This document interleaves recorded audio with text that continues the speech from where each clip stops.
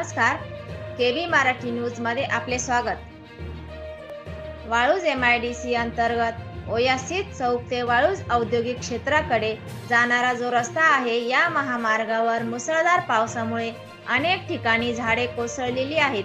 अनेक प्रकारचे जे वटवृक्ष आहेत, ती काही निर्जीव अवस्थेत असताना हे वटवृक्ष अतिशय रस्त्याच्या मधोमध आलेले आहेत.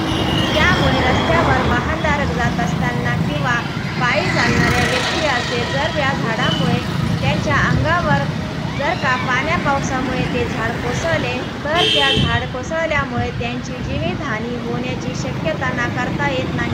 त्याकरिता या संबंधीचे अधिकारी व जे कर्मचारी वर्ग कोणी असेल, त्यांनी याकडे त्वरित लक्ष केंद्रित करून हे वटवृक्ष असेल किंवा त्यांची फांदी जी रस्त्यावर आलेली असेल, ती आपण आपल्या आधिपत्याखाली बघून त्याची विल्हेवाट लावावी. अन्यथा या ठिकाणी मोठ्या प्रमाणात वाहनधारक जात असतात, प्रवासी जात असतात, पायी चालणारे, शाळेत जाणारी मुले असतात.